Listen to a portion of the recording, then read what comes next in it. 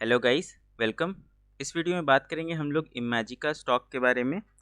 Stock पिछले trading session में 3.71% का फॉल दिखाया है और बहुत दिनों से ही एक रेंज में ट्रेड कर रहा है। ठीक है, तो जो इसका रीसेंट फाइनेंशियल्स आया है उस पर डिस्कस करेंगे इस वीडियो में, और जो भी इसका अभी करंट फंडामेंटल्स चल रहा है, शेयर होल्डिंग पैटर्न्स चल रहा है, ये सारा कुछ हम लोग डिस्कस करेंगे, फिर इसके टेक्निकल पे आएंगे। तो स्टार्ट करते हैं। सबसे पहले थोड़ा सा हम लोग इसका शेयर होल्डिंग पैटर्न देख लेते हैं कि क्या हुआ है इस क्वार्टर में। ठीक है, तो हम लोग को साफ दिखता है कि पिछले क्वार्टर के हिसाब से प्रमोटर्स ने अपना स्टेक सेल किया है 72.66% से अब सीधा 65.95% है, जो कि एक अच्छा खासा फॉल है। लेकिन एक और अच्छा चीज़ इसमें ये है, ये तो बुरा चीज़ है, एक अच्छा चीज़ ये है कि जो उनका 5.62% का प्लेज था शेयर, वो अब प्लेज जीरो है। ठीक है, यानी कि जो भी शेयर इनका गिरवी था, अब कोई गिरवी विरवी नहीं है। तब आगे बढ़ते हैं। एफ आई आई का नील है। डी आई आई का अगर देखा जाए तो अपना स्टेक इन्होंने मेंटेन किया है 11.33, और अगर पब्लिक का देखा जाए तो 22.67% है। ठीक है, अगर हम लोग नाम देखें कुछ, तो पब्लिक में एक थ्रिल पार्क लिमिटेड आता है 6% के आसपास का। तो जो आपको ये जंप दिख रहा है ना परसेंटेज वाइज, 6% से 22%, 22.67%, वो कुछ अप्रॉक्सीमेटली इन्हीं का है स्टेक, ये जो 6% का है। और ये जो आपको प्रमोटर्स में 6% का फॉल दिख रहा है यहाँ पे अप्रॉक्सीमेटली, वो भी उन्हीं को बेचा गया है। ठीक है, तो आगे बढ़ते हैं। यानी कि प्रमोटर्स ने अपना जो 72% का था, 6% अपना बेचा इन्होंने, और ये थ्रिल पार्क को बेचा है। ठीक है, 6% अब थ्रिल पार्क लिमिटेड के पास है होल्डिंग। आगे बढ़ते हैं। अब हम लोग थोड़ा सा इसका फाइनेंशियल्स देख लेते हैं। तो फाइनेंशियल्स के लिए हम लोग लेटेस्ट फाइनेंशियल रिजल्ट्स पे जाएंगे और देखेंगे कि ये स्टैंड अलोन है पहले तो, और सारा का सारा डेटा लाख में है। ठीक है, तो स्टैंड अलोन इनका जो रेवेन्यू आया है वो 57.4 करोड़ का आया है, जिसमें इनका एक्सपेंस, ये जो अगर ब्रैकेट होता है ना तो इसको माइनस कंसिडर किया जाता है, तो माइनस में 881 करोड़ का है, जिसमें एक बड़ा सा डिप्रेशिएशन इम्पायरमेंट लॉस का एक एक्सपेंस है जो कि नेगेटिव आया है, यानी कि इनको कुछ पैसा मिला है उस चीज़ पे, और उस हिसाब से इनके पास 81.13 करोड़ का अपना एक्सपेंस है माइनस में। यानी कि ओवरऑल अगर हम लोग जोड़ेंगे तो 57 माइनस माइनस प्लस, यानी कि अब हम लोग के पास हो गया 138 करोड़ के आसपास का प्रॉफिट। लेकिन इसमें हम लोग का एक एक्सेप्शनल आइटम है, कुछ होगा जो कि बार बार रिपीट नहीं करेगा, वो इसी क्वार्टर में हुआ है, और वो अप्रॉक्सीमेटली 494 करोड़ का इनका पैसा गया है। यानी कि ओवरऑल इनका इस क्वार्टर में 355 करोड़ का लॉस हुआ है। अगर हम लोग डिफर्ड टैक्स को भी नेगेटिव कर दें, यानी कि ये भी नेगेटिव में है, तो नेगेटिव नेगेटिव फिर से पॉजिटिव हो जाएगा, तो अप्रॉक्सीमेटली 159 करोड़ का इनका इस बार लॉस हुआ है। तो अगर आप हम लोग को देखेंगे स्टैंड अलोन में, तो यहाँ पे आपको साफ साफ दिखेगा 159 करोड़ का लॉस। ठीक है, तो ओवरऑल हम लोग को क्वार्टर, जो पिछले क्वार्टर में इनका 6 करोड़ का प्रॉफिट था, इस क्वार्टर में इनका 159 करोड़ का लॉस है। ठीक है, आगे बढ़ते हैं। ईपीएस कुछ अप्रॉक्सीमेटली 4.72 का आया है, पिछले बार 0.22 का था, और पिछले साल के सेम क्वार्टर में 4.45 था। तो अर्निंग पर शेयर तो बढ़ा है। ठीक है, आगे बढ़ते हैं।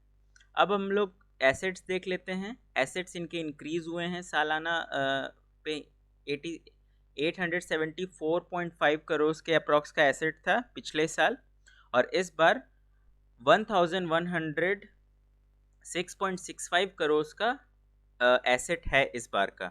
लॉन्ग टर्म होल्डिंग भी मतलब लॉन्ग टर्म बोरोविंग भी इनका बढ़ा है, जो पहले कुछ अप्रॉक्सी नील के बराबर था, अब वो बढ़ के हो गया है 213 करोड़ का।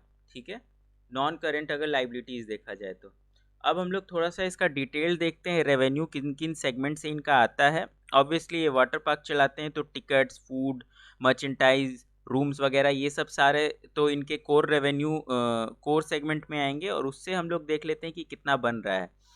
पिछले क्वार्टर में कुछ अप्रॉक्सीमेटली 38 करोड़ के आसपास का इनका बना था टिकट से, लेकिन इस बार कम हुआ है, सिर्फ और सिर्फ 25 करोड़ के आसपास का बना है, जिसका सिंपल एक रीज़न हम लोग समझ सकते हैं, इन्फ्लेशन।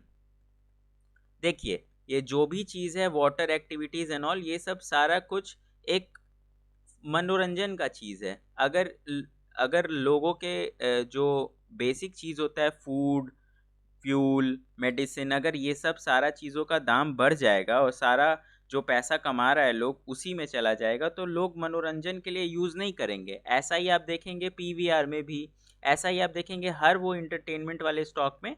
जब भी इन्फ्लेशन बढ़ता है तो उधर फुटफॉल कम हो जाता है, उन सब सेगमेंट का रेवेन्यू घट जाता है, उन सब सेक्टर का, उन सब कंपनी का रेवेन्यू घट जाता है। तो सिंपल यहाँ पे भी यही हुआ है।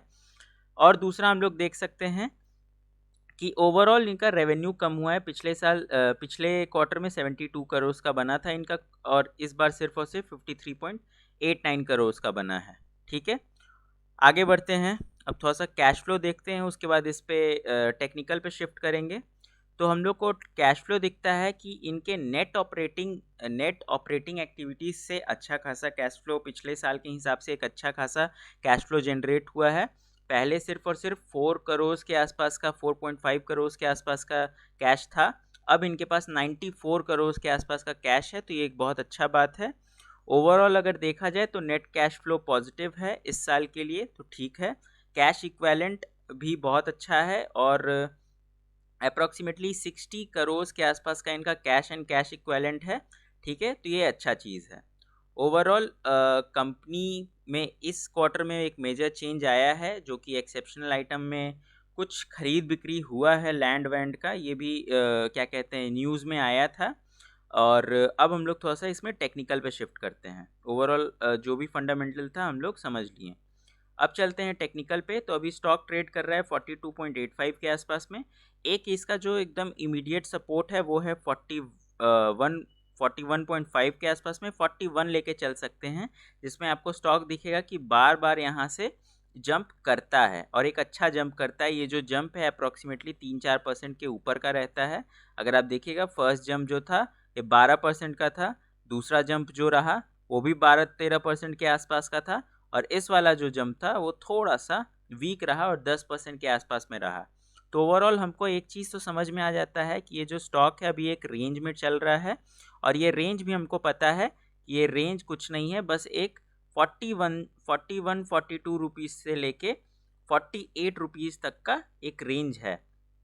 तो अगर किसी को फ्रेश एंट्री लेना है तो चाहे वो सपोर्ट पे बाई कर सकता है या फिर इसके ब्रेकआउट होने का वेट कर सकता है।